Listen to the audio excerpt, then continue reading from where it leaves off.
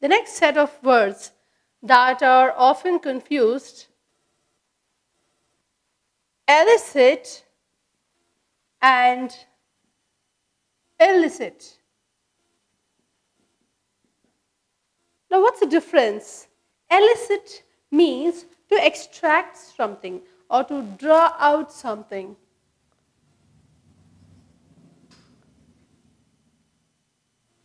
Whereas illicit means illegal, something that is not legal or something that is forbidden. So we shall have it as illegal. The next set of words: exercise and exercise.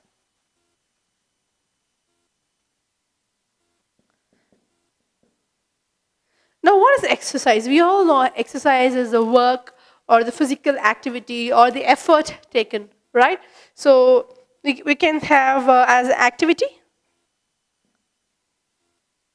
Exercise means the activity, and exercise means, you would have heard this term in a lot of horror movies, okay? They exorcise, which means free from evil spirits, to drive away the evil. Okay, so that's the difference. This is exercise.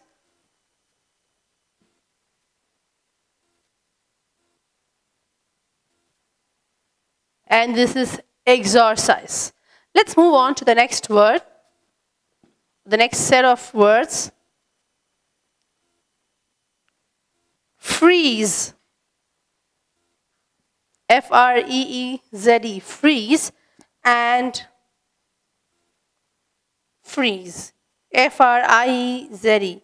Now, though they are pronounced the same, their spelling changes. So this freeze means to turn to ice. We say it's freezing cold, right? So turning to ice, whereas this means decoration. To decorate something. Let's move on to the next set of words. Hoard, H-O-A-R-D, hoard, and H-O-R-D, hoard.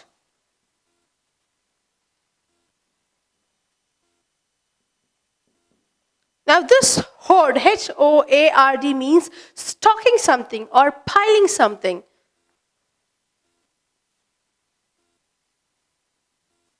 Or we can also say accumulating or putting away something.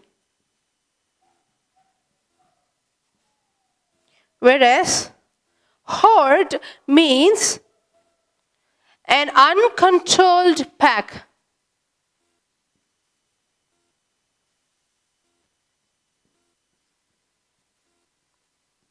A pack or a group that cannot be controlled is called a hoard. Let's go through these words once again. The first word being illicit and illicit. Illicit is to extract something, whereas illicit is something that is forbidden, something that is illegal. Exercise and exercise. Exercise is the activity or the workout or any particular physical activity that happens. Whereas exorcise means freeing from evil spirits or driving away the evil spirits. Freeze and freeze pronounced the same but are spelled differently. Freeze means to turn into ice, whereas this freeze means decoration. Next is hoard and hoard. This hoard means accumulating something, whereas this means an uncontrolled pack or an uncontrolled throng. The next word that we are going to check on is a word that is often confused.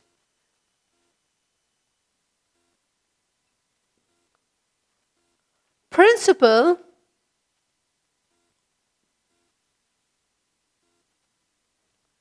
and principle. Now, though they are pronounced the same, they spell different and they mean different also. Now, this principle is the most important. The principal of the school is the most important person, right? So, this means the most important or the most prominent, most important or most prominent. Whereas this principle, PLE, means a law or a regulation. So this is an often confused word.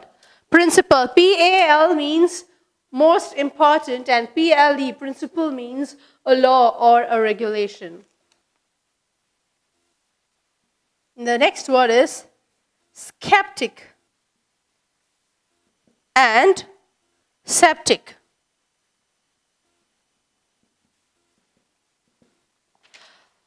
What's the difference between being skeptic and the word septic? Now, skeptic means doubtful, or a person who is always doubtful, or a person who is an unbeliever, who always questions. That's called being skeptic. Whereas septic means that which gets infected with bacteria.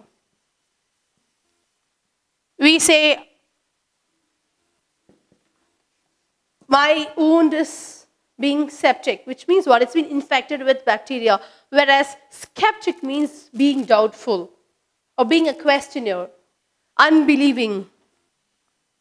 The next word, sight and sight. Now they are pronounced the same, whereas the spelling changes, right? So S-I-T-E, sight, means a piece of land. Whereas C-I-T-E, cite, means an illustration, a citation. I'm going to quickly take you through these three sets of words once again. Principle, P-R-I-N-C-I-P-A-L and P-R-I-N-C-I-P-L-E. As I said, it's a commonly confused word. Principle means the most important or prominent, whereas principle means a law or a regulation. Skeptic, being doubtful, unbelieving, questioning always. Septic means that which is infected with bacteria. Sight and sight, they are pronounced the same with a mild change in the spelling.